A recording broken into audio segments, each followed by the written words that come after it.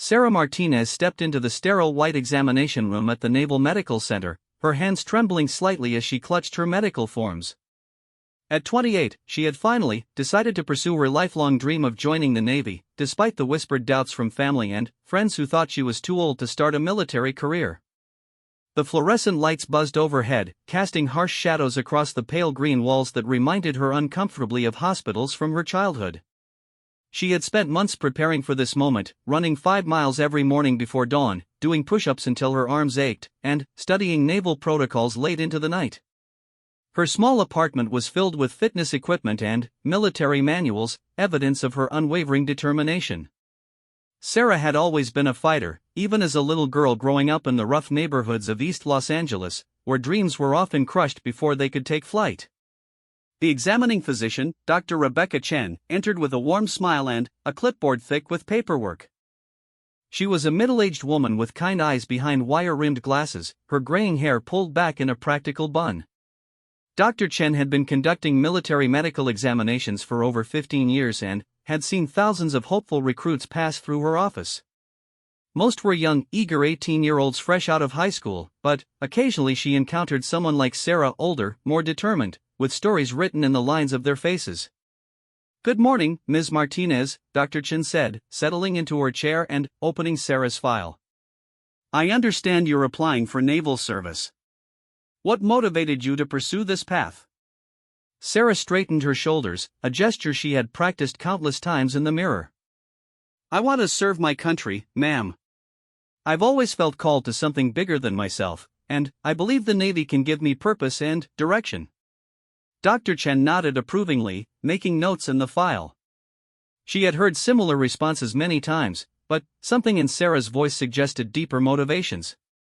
"Tell me about your medical history. Any surgeries, chronic conditions, or significant injuries?" "Nothing major," Sarah replied, though her fingers unconsciously moved to her left arm, hidden beneath the sleeve of her blouse. "Just the usual childhood accidents and minor injuries." The examination began routinely enough.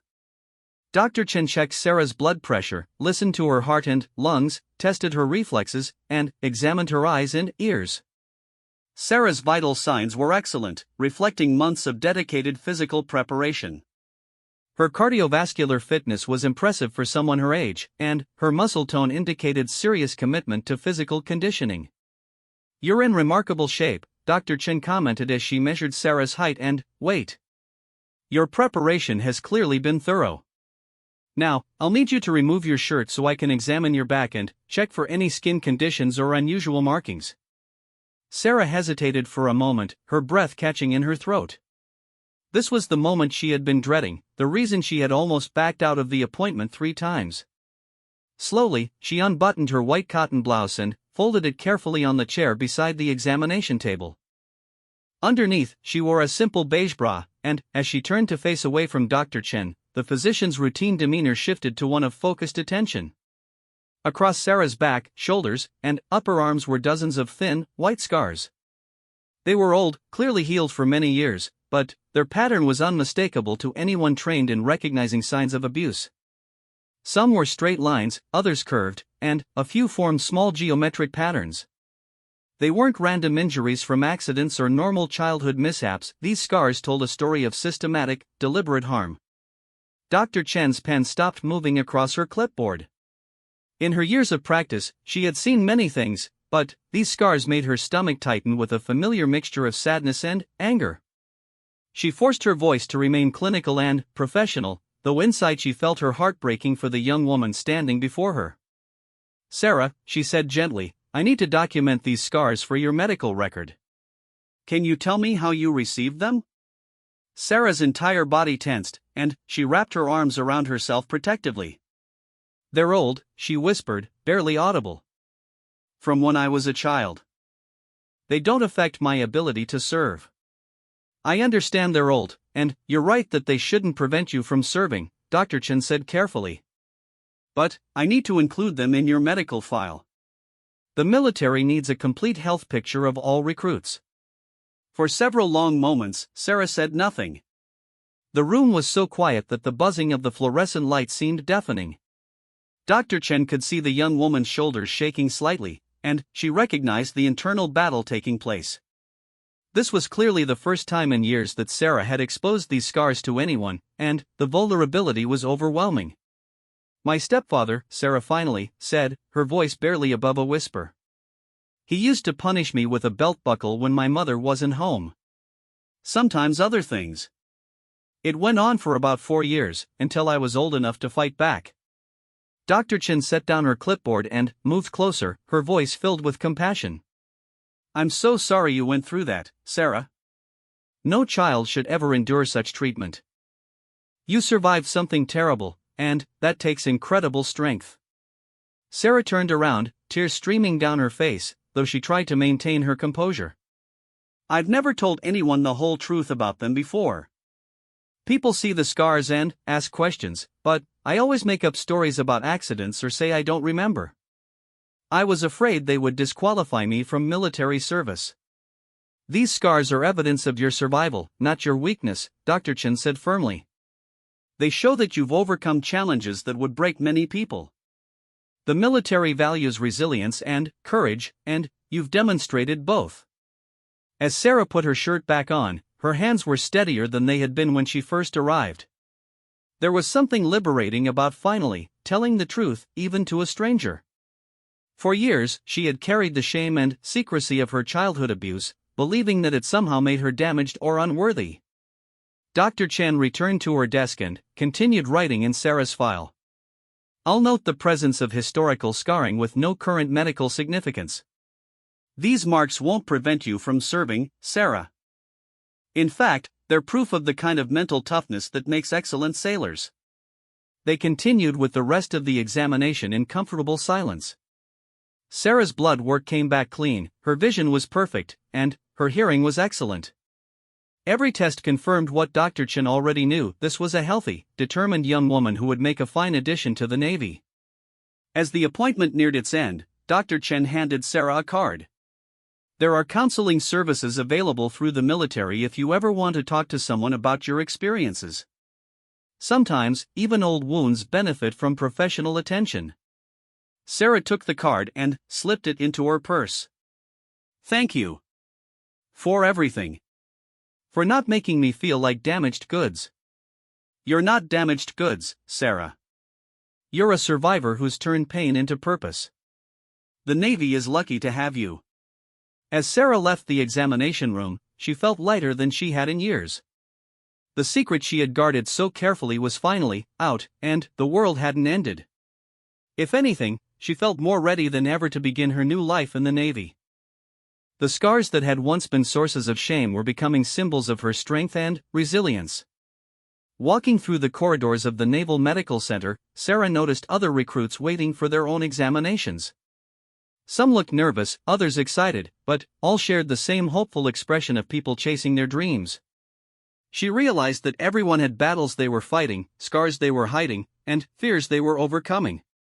The next phase of her journey would take her to basic training, where she would be pushed to her physical and mental limits. But Sarah no longer worried about whether she was strong enough. The scars on her back were proof that she had already survived the worst that life could throw at her, and she had emerged not broken, but unbreakable. As she stepped out into the bright California sunshine, Sarah felt a sense of peace she had never experienced before. The little girl who had endured years of abuse had grown into a woman strong enough to serve her country. The scars would always be there, but now they told a different story, not one of victimhood, but of victory over circumstances that could have destroyed her spirit.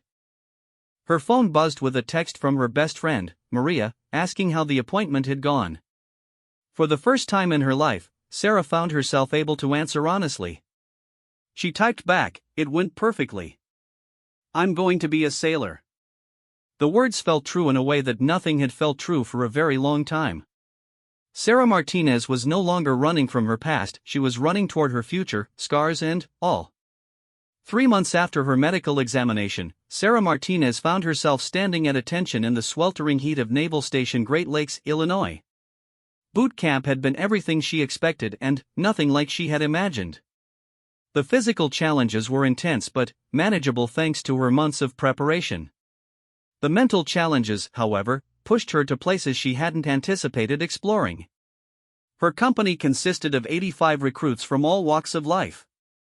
There was Jessica, a 19-year-old from rural Nebraska whose family had farmed the same land for 4 generations. Marcus came from Detroit, where he'd worked in an auto factory since graduating high school 5 years earlier. Then, there was David, fresh out of college with a degree in engineering, who spoke 3 languages and had never done a push-up in his life before arriving at boot camp. What surprised Sarah most was how quickly the group bonded despite their differences. In civilian life, she had always been somewhat of a loner, finding it difficult to trust people enough to form close friendships. The scars on her back weren't just physical reminders of her past, they represented years of emotional isolation and self-protection. But something about the shared struggle of military training began to break down the walls she had built around herself. Chief Petty Officer Rodriguez was their company commander, a 20-year Navy veteran with steel-gray eyes and a voice that could cut through the loudest chaos. He was demanding but fair, pushing every recruit to discover strengths they didn't know they possessed. During the second week of training, he noticed something special about Sarah. Martinez, he called out after a particularly grueling physical training session. "Walk with me." Sarah fell into step beside the chief, her heart racing with uncertainty. Being singled out by the company commander could mean anything: praise, punishment, or something in between. "You've got something most of these kids don't," Chief Rodriguez said as they walked along the edge of the training grounds. "You've got the look of someone who's already been through hell and came out the other side. That's valuable in the Navy." "Thank you, Chief," Sarah replied, though she wasn't entirely sure if it had been a compliment. "I'm not just blowing sunshine, Martinez. I've been doing this for a long time, and I can spot the ones who've got real backbone versus the ones who just think they're tough. You've got the real thing." Chief Rodriguez stopped walking and turned to face her directly. "I'm recommending you for leadership positions during training. Company yeoman to start, then, we'll see how you handle responsibility." The assignment as company yeoman meant Sarah would be responsible for administrative duties, maintaining records, and serving as a liaison between the recruits and the training staff. It was an honor typically reserved for recruits who demonstrated exceptional character and capability.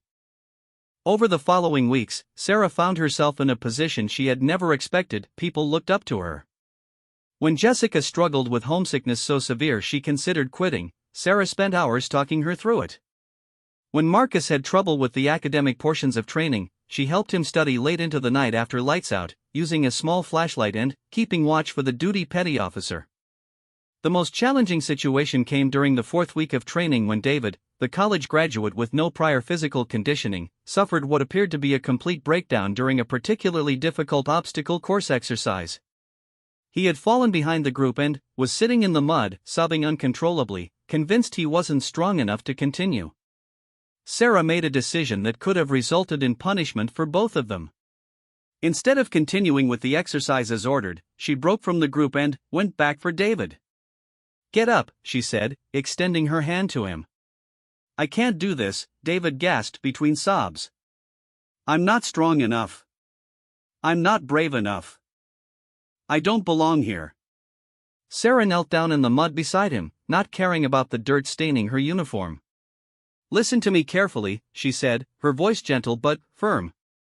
"Strength isn't about never falling down. It's about getting back up every single time you do fall. And bravery isn't about not being scared, it's about being scared and doing what you need to do anyway." "You don't understand," David said. "I've never been good at anything physical. I've always been the smart kid, the one who solved problems with his brain instead of his body. This whole military thing was supposed to prove I could be different, but I'm just the same weak person I've always been." Sarah looked at David for a long moment, seeing something of herself in his desperation. "You want to know about weakness," she said quietly. "Real weakness is a grown man hitting a 10-year-old child with a belt buckle because he's had a bad day at work. Real weakness is taking out your failures and frustrations on someone who can't fight back." David's sobbing slowed as he listened to her words. "But, you know what real strength is?" Sarah continued. "Real strength is that same child growing up and deciding to serve her country instead of letting the hate and anger win. Real strength is standing up every morning and choosing to be better than the people who hurt you. She stood up and extended her hand again. You're not weak, David. You're here, aren't you? You left everything comfortable and familiar behind to push yourself beyond what you thought was possible. That takes courage. Now take my hand and let's finish this thing together. This time, David took her hand and pulled himself up out of the mud. Together, they completed the obstacle course, with Sarah encouraging him through every challenge. They finished last, but they finished together. Chief Rodriguez had watched the entire exchange from a distance. He could have punished Sarah for breaking from the group exercise, but instead he recognized something more important: natural leadership emerging under pressure. That evening, he called Sarah to his office. What you did today could have gotten you both in serious trouble, he said, his expression unreadable. Yes, Chief. I understand that. But I couldn't leave him behind. Why? Rodriguez asked. In a real military situation, sometimes you have to make hard choices about who you can save and who you can't.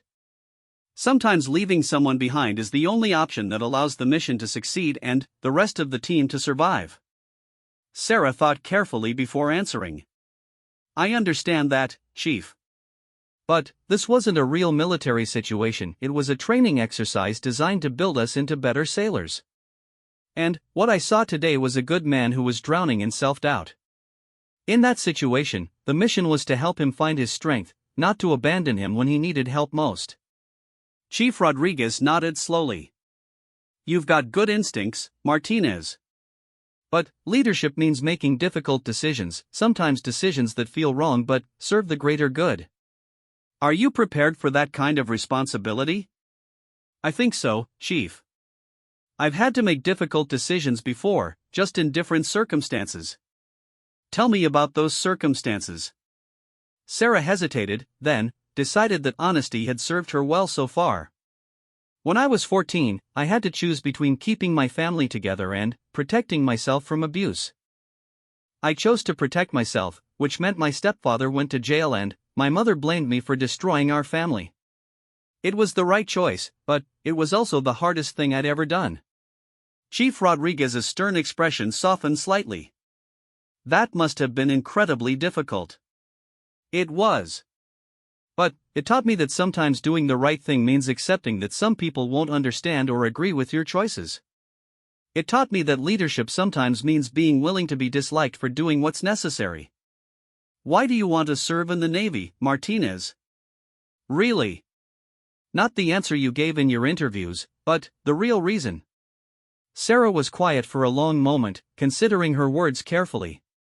Because I spent the first 18 years of my life feeling powerless and afraid.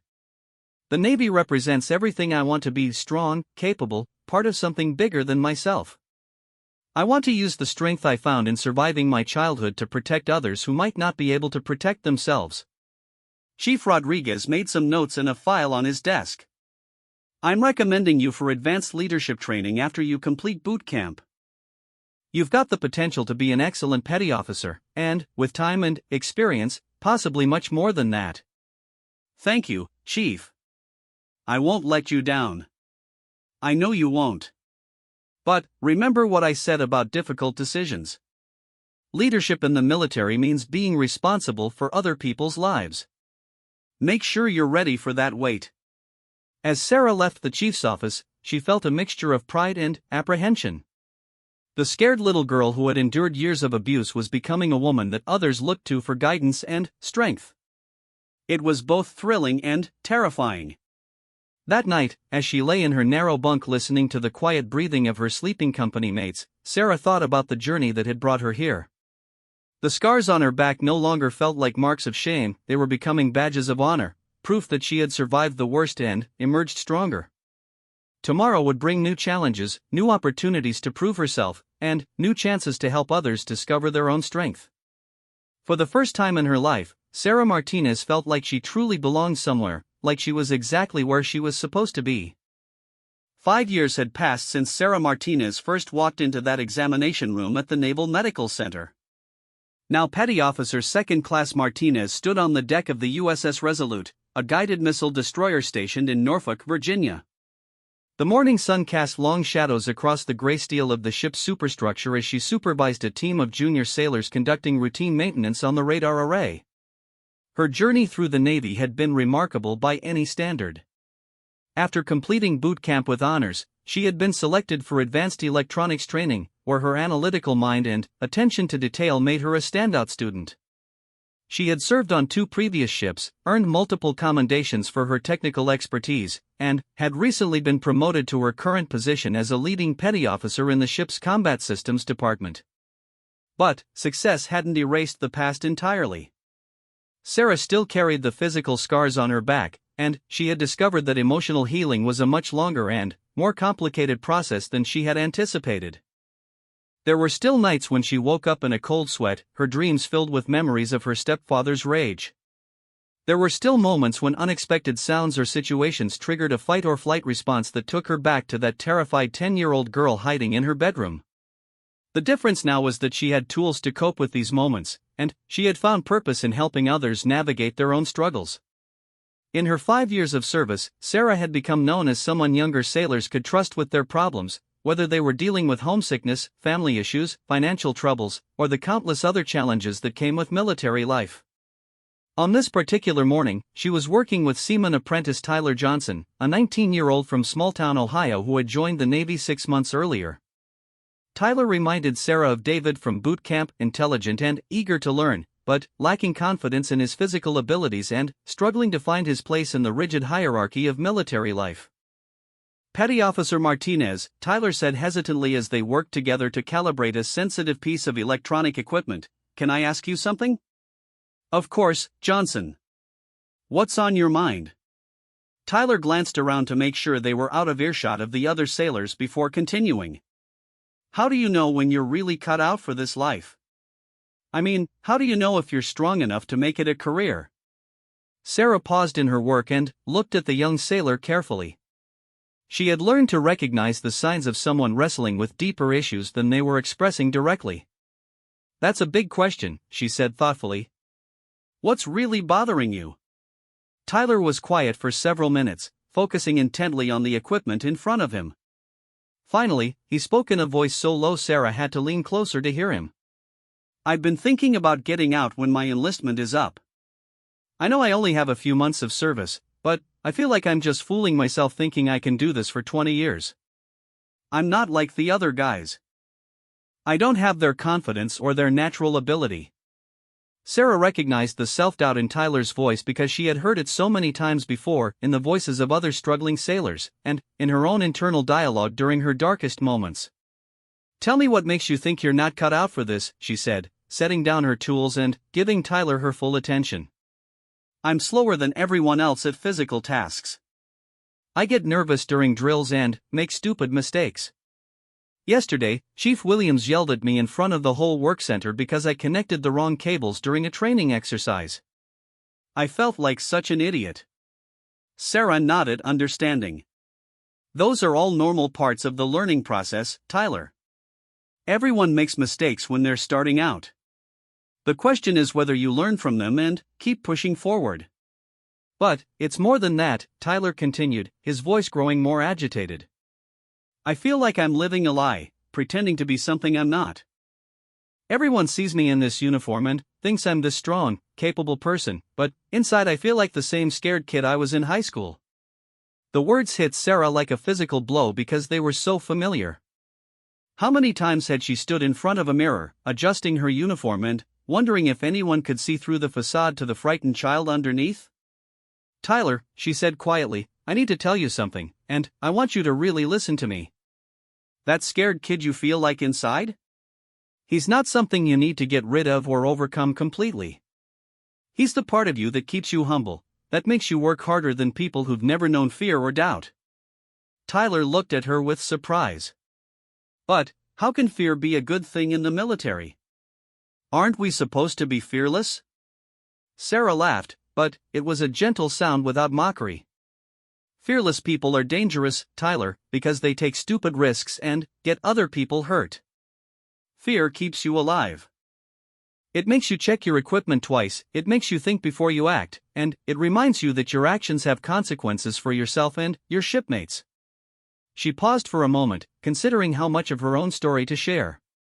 In her years of service, Sarah had become skilled at using her experiences to help others without revealing more than was appropriate or necessary. When I was in boot camp, she continued, I met a sailor who seemed to have all the confidence in the world. He was loud, aggressive, always talking about how tough he was and how easy military life was for him. Everyone was intimidated by him, including me. Tyler listened intently as Sarah continued her story. 3 weeks into training, the same sailor had a complete breakdown during a night watch. Turned out all that confidence was just an act. He was terrified of the dark because of something that happened to him as a child, and he'd been hiding it by being extra aggressive during the day. He ended up getting separated from the Navy because he couldn't handle the stress of maintaining that false image. What happened to him? I don't know for sure, but I heard he struggled for a while after getting out. The point is, he might have made it if he'd been honest about his fears instead of trying to pretend they didn't exist.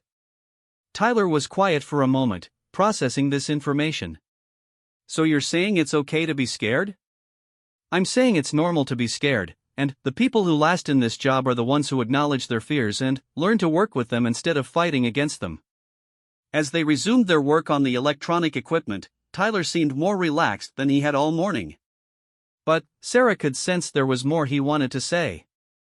Petty Officer Martinez, he said eventually, have you ever felt like you didn't deserve to be here? Like maybe you got lucky or fooled someone into thinking you were better than you really are? Sarah's hands stilled on the equipment. Tyler had just articulated one of her deepest, most persistent fears, the nagging voice that whispered she was a fraud who would eventually be exposed as the damaged, worthless person her stepfather had always told her she was. Every single day, she answered honestly. Every single day I worry that someone's going to figure out that I don't really know what I'm doing and that all my success has been just luck. Tyler's eyes widened with surprise. To him, Sarah Martinez was the epitome of military competence, respected by her peers, trusted by her superiors, and seemingly unshakable in her confidence. But, you're one of the best petty officers on the ship, he protested. Everyone says so. Chief Williams always talks about how lucky our department is to have you. Thank you for saying that, Tyler. But, those feelings I described? They're called imposter syndrome, and almost everyone experiences it at some point, especially when they're pushing themselves to grow beyond their comfort zone. Sarah turned to face Tyler directly, making sure he understood the importance of what she was about to say. The difference between people who succeed and people who don't isn't whether they experience those doubts. It's what they do despite the doubts. Every time you show up for work and do your job well, even when you're feeling uncertain, you're proving that you're stronger than your fears. Tyler nodded slowly, and Sarah could see some of the tension leaving his shoulders. I want you to try something, Sarah continued. Instead of focusing on all the things you think you're doing wrong, I want you to start keeping track of the things you do well. Write them down in a notebook if you have to. When that voice in your head starts telling you that you don't belong here, read that list and remind yourself of your accomplishments. Does that really work? It helps. It's not a magic cure, but it gives you something concrete to hold on to when the doubt gets overwhelming. They worked in comfortable silence for the next hour, both focused on their tasks but also processing the conversation they had just shared. Sarah felt the familiar satisfaction that came from helping a struggling sailor find his footing, but she also felt something else, a deeper understanding of her own journey. In helping Tyler recognize that his fears and doubts were normal parts of the human experience rather than character flaws, she was also helping herself accept the same truth. The scared little girl who lived in the shadows of her memory wasn't evidence of weakness, she was evidence of survival, of the incredible resilience that had carried her from a childhood of abuse to a position of leadership and respect in the United States Navy. As the morning watch came to an end and the day shift sailors began taking over their duties, Tyler approached Sarah one more time. Petty Officer Martinez, he said, thank you for talking with me today. I feel like I understand things better now. You're welcome, Tyler. Remember what we talked about, and don't hesitate to come find me if you need to talk again. I will. And, Petty Officer Martinez? I've decided I'm going to re-enlist when my time is up. I want to see how far I can go in this Navy. Sarah smiled, feeling a warmth in her chest that had nothing to do with the morning sun. I think that's an excellent decision, Tyler. You're going to do great things. As she watched the young sailor walk away with a straighter posture and more confident stride, Sarah realized that her own healing had been happening gradually through these conversations, through the act of using her pain to help others navigate their own struggles. The scars on her back would always be there, but they had truly become symbols of strength rather than shame. She still had her own battles to fight, her own fears to face, but she was no longer fighting them alone. She had found her purpose in the Navy, not just as a technical expert, but as a mentor and guide for others who were struggling to find their place in the world. 8 years after her enlistment, Chief Petty Officer Sarah Martinez found herself in a position she had never imagined possible, standing in the medical examination room of Naval Station San Diego, but this time she was on the other side of the process.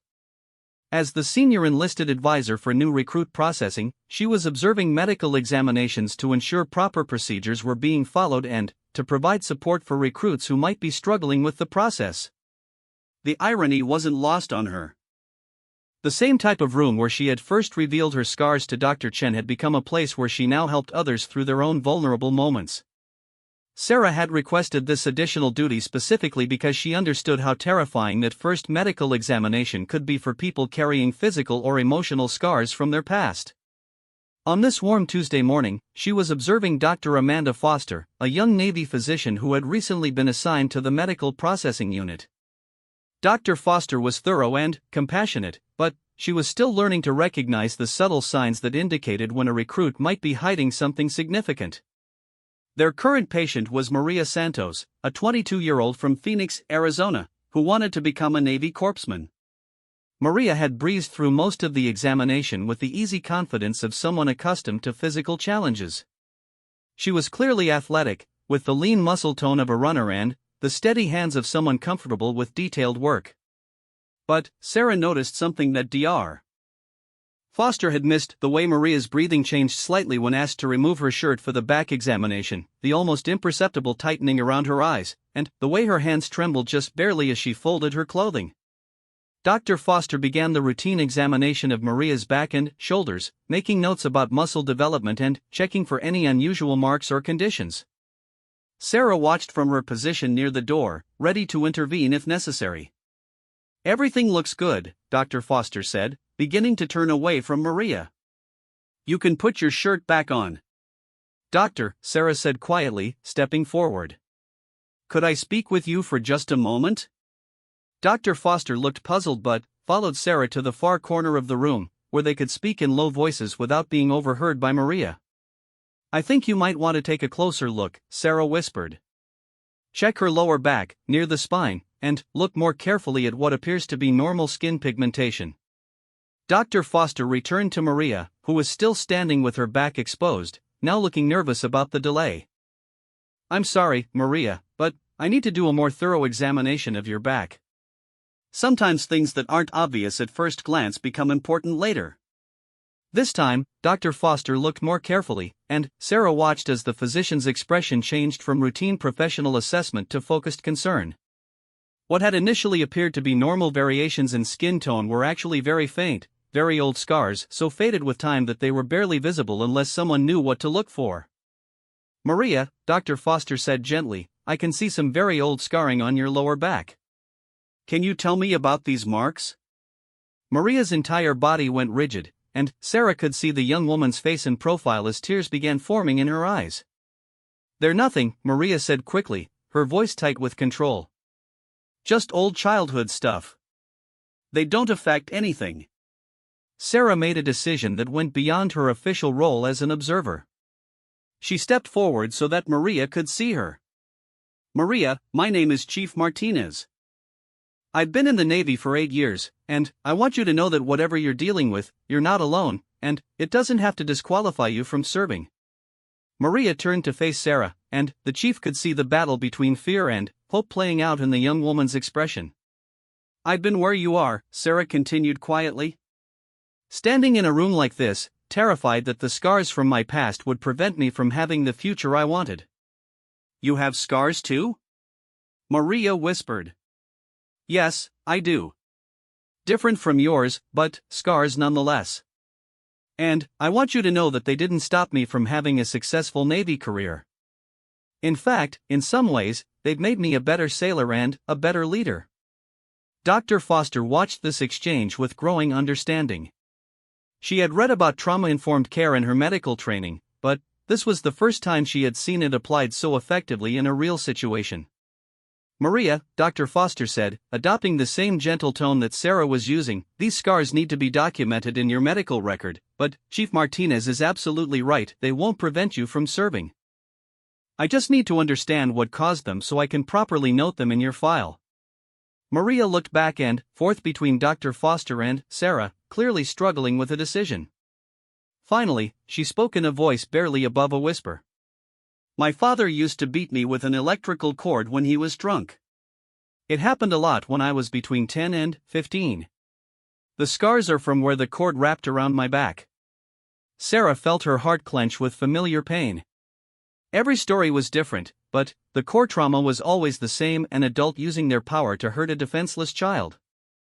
I'm so sorry that happened to you, Sarah said, her voice steady despite the emotions churning inside her. No child should ever have to endure that kind of treatment.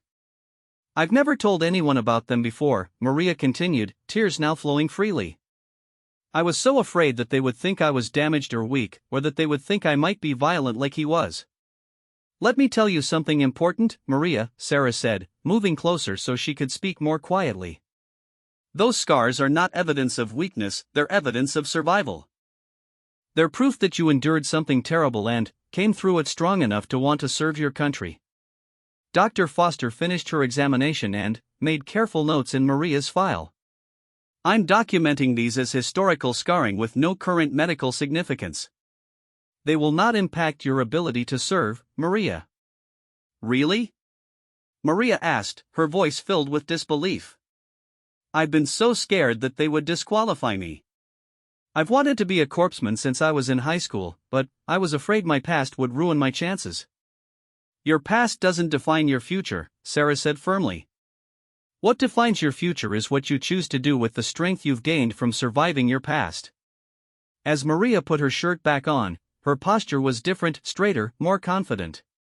The fear that had been consuming her for weeks had been replaced with something that looked remarkably like hope. Chief Martinez, Maria said as the examination concluded, can I ask you something personal? Of course. Do you ever think about what your life would have been like if those things hadn't happened to you? Do you ever wish you could go back and change your past? Sarah considered the question carefully. It was something she had wrestled with many times over the years, especially during her darkest moments. I used to spend a lot of time thinking about that, she answered honestly. I used to imagine what it would have been like to grow up in a normal, loving family, to never know what it felt like to be afraid in my own home. But, not anymore?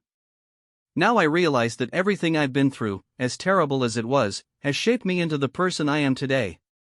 The empathy I have for others who are struggling, the inner strength that allows me to handle difficult situations, even my ability to help people like you, all of that comes from having survived my own trauma.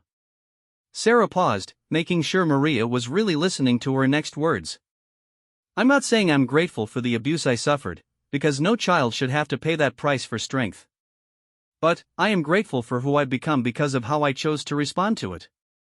The abuse was something that was done to me, but my recovery and my service, those are choices I made for myself. Maria nodded slowly, and Sarah could see that the young woman was beginning to understand the difference between being a victim of circumstances and being defined by them. Dr. Foster completed the rest of Maria's examination, which proceeded smoothly. All of Maria's other test results were excellent, confirming what Sarah had already assessed: this was a strong, determined young woman who would make an excellent corpsman.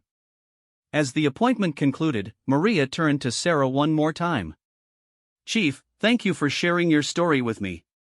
I feel like I've been carrying this huge secret for so long, and now it doesn't feel so heavy anymore. That's exactly how I felt after my first medical examination, Sarah replied. Like I could finally stop hiding and start living authentically. Will you be here when other recruits come through? I mean, are there others who might need someone who understands what they've been through? I'll be here as often as I can, Sarah assured her. And, even when I'm not physically present, there are other people in the Navy who understand these experiences and who are committed to helping people heal and succeed. After Maria left the examination room, Dr. Foster approached Sarah with obvious admiration. Chief, what you did in there was incredible. I never would have noticed those scars if you hadn't guided me, and I definitely wouldn't have known how to help her through the emotional aspect of disclosing them. It's all about knowing what to look for, Sarah replied. Physical scars are just the visible evidence. The real healing happens when people feel safe enough to share their stories and realize that their past doesn't have to limit their future. Would you be willing to help me develop better protocols for identifying and supporting recruits who may have trauma histories? Dr. Foster asked. I think we could really make a difference for people like Maria. Sarah smiled, feeling the familiar warmth that came from finding new ways to transform her own pain into purpose. I would be honored to help with that, Doctor.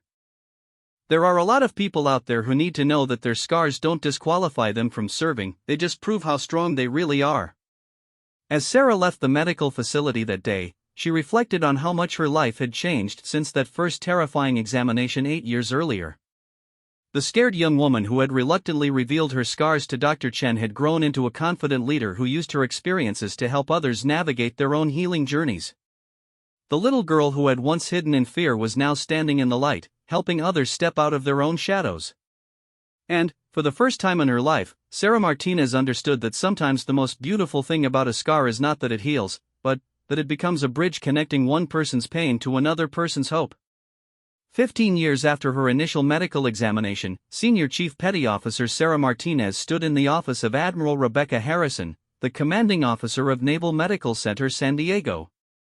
At 33 years old, Sarah had achieved more in her military career than she had ever dared to dream possible. She wore her dress blue uniform with pride, the rows of ribbons on her chest telling the story of deployments, commendations, and dedicated service to her country. But today's meeting wasn't about her accomplishments, it was about a new assignment that would challenge her in ways she had never anticipated. Admiral Harrison was a woman in her 50s with silver hair and intelligent eyes that seemed to see everything. She had risen through the ranks of the Navy Medical Corps through a combination of exceptional skill, unwavering integrity, and a deep commitment to the welfare of sailors and their families. Senior Chief Martinez, Admiral Harrison began, gesturing for Sarah to take a seat across from her desk. I've been reviewing your personnel file and your recent work with the Recruit Trauma Support Program. I have to say, I'm impressed not just with your technical expertise, but with your ability to connect with and help sailors who are struggling with difficult personal histories. Thank you, Admiral. That work has become very important to me over the years. I can see that. In fact, that's why I've asked you here today. I have a proposal for you that could significantly change the trajectory of your career. Sarah felt her pulse quicken with a mixture of excitement and nervousness. In her 15 years of service, she had learned that conversations with admirals rarely concerned routine matters. I'm creating a new position, Admiral Harrison continued, a Navy-wide program focused on trauma-informed care and support for service members who have experienced childhood abuse, domestic violence, sexual assault, or other significant trauma. The program will develop training protocols, establish support networks, and work to change the culture around how the Navy deals with these issues. Sarah listened intently, already seeing the potential impact of such a program. The position would require you to travel extensively, working with commands across the fleet to implement these new protocols. You'd be developing curriculum, training senior enlisted leaders and officers, and serving as a subject matter expert on trauma-informed leadership. It sounds like incredibly important work, Sarah said carefully. It is. But here's the part that makes you uniquely qualified for this role, and also the part that might make it personally challenging for you. Admiral Harrison leaned forward slightly. The position would require you to share your own story as part of the training. Not the specific details necessarily, but the fact that you are a senior Navy leader who survived childhood trauma and went on to have a successful military career. Sarah felt her breath catch in her throat. For 15 years, she had shared her story selectively, with individual sailors who needed to hear it or in small group settings where she felt safe. The idea of making her history a central part of her official Navy role was both terrifying and exhilarating. "I understand this is a big decision," Admiral Harrison continued. "You've built an excellent career based on your technical expertise and leadership abilities. This new role would essentially make you the public face of trauma recovery in the Navy. That's not something to take lightly." Sarah was quiet for several long moments, processing the magnitude of what was being offered to her. Finally, she spoke. "Admiral, can I ask how this program came about? What made the Navy decide this was necessary?" Admiral Harrison's expression grew more serious.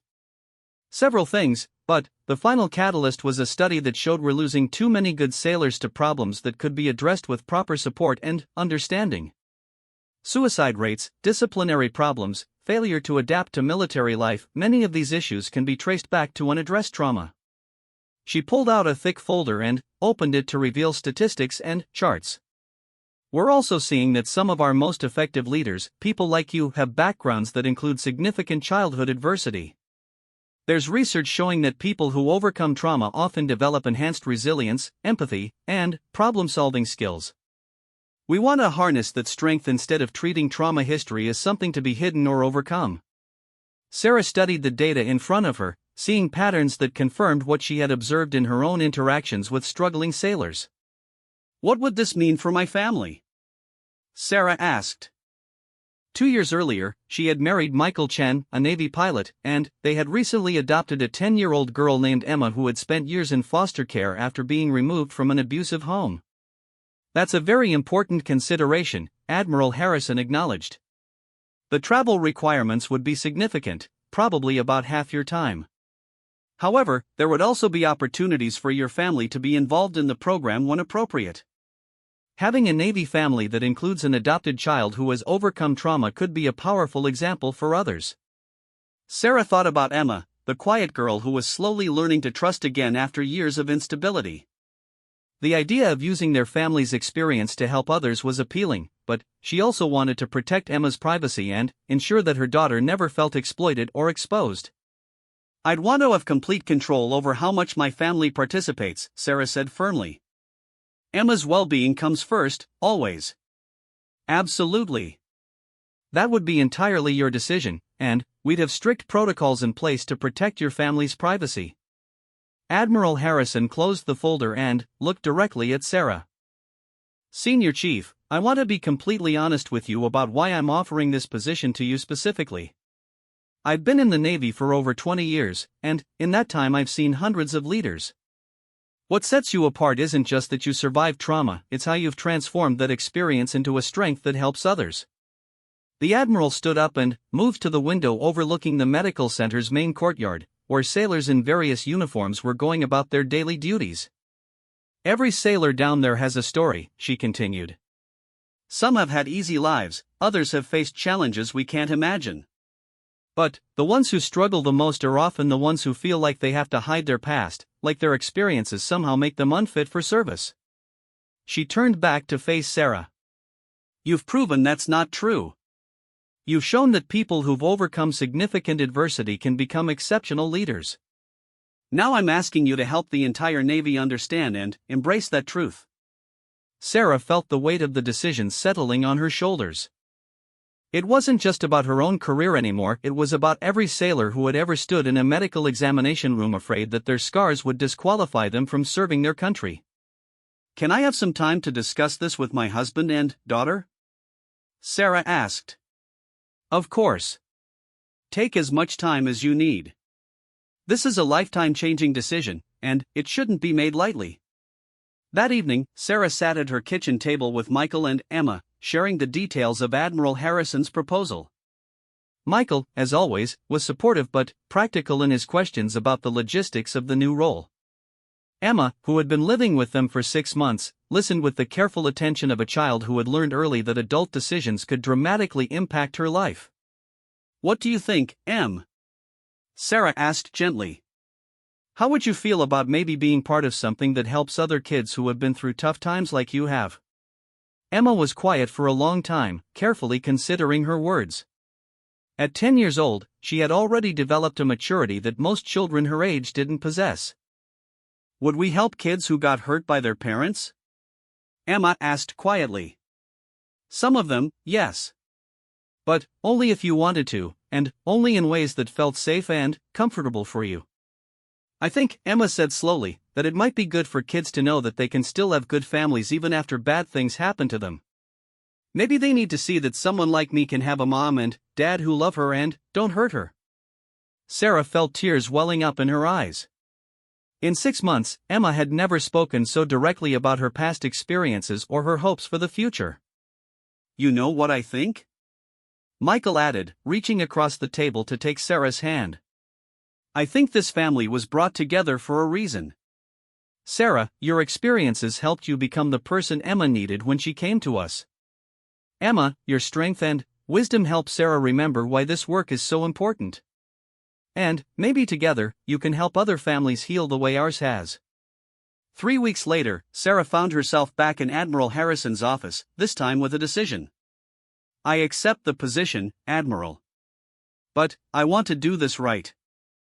I want to make sure that every protocol we develop, every training we conduct, every policy we implement is focused on helping people heal and succeed, not just identifying problems. Admiral Harrison smiled broadly. I had hoped that would be your answer. When can you start? Immediately. But, I have one request. I want to begin by going back to Naval Station Great Lakes, where I did my boot camp training. I want to talk to the recruit division commanders and medical staff there about how we can identify and support recruits who might be struggling with trauma histories. That's an excellent starting point. You'll have all the resources you need to make this program everything it can be. As Sarah left the Admiral's office that day, she thought about the journey that had brought her to this moment. The terrified young woman who had almost backed out of her first medical examination had grown into someone who could help change the entire Navy's approach to trauma and healing. That evening, she called her mother for the first time in over 2 years. The relationship with her family had been complicated since she had disclosed her stepfather's abuse as a teenager, but Sarah felt it was time to try rebuilding those bridges. "Mom, it's Sarah," she said when her mother answered the phone. "Sarah. What a surprise. How are you, sweetheart?" "I'm good, Mom. Really good. I wanted to call and tell you about something important that's happening in my career." As Sarah explained her new role and what it would mean, she heard something in her mother's voice that she hadn't heard in years: pride. "I'm so proud of you, Sarah," her mother said, her voice thick with emotion. "I know I didn't handle things well when you were younger. I was so afraid and confused, and I made mistakes that hurt you. But, look at what you've become. Look at how you're using your experiences to help other people. Thank you, Mom. That means more to me than you know. I want you to know that I've been going to counseling for the past few years, trying to understand my own role in what happened and how to be a better mother and grandmother." "I'd love to meet Emma sometime, if you think that would be okay." Sarah felt a warmth spreading through her chest that had nothing to do with the California sunshine streaming through her kitchen window. Healing, she realized, wasn't just about individual recovery, it was about repairing relationships and building connections that had been damaged by trauma. "I think Emma would like to meet her grandmother," Sarah said. "We'll plan a visit soon." As she hung up the phone, Sarah looked at the family photo sitting on her kitchen counter, herself and Michael in their dress uniforms, with Emma between them, all three of them smiling genuinely at the camera. It was the kind of picture she had never imagined possible during those dark years of her childhood. The little girl who had once hidden her scars in shame had grown into a woman who wore them as badges of honor. And, now, she would spend her career helping others understand that their own scars, visible or invisible, were not evidence of weakness, but proof of their incredible capacity to survive, heal, and ultimately thrive. The next chapter of her story was just beginning, and, for the first time in her life, Sarah Martinez was excited to see where it would lead.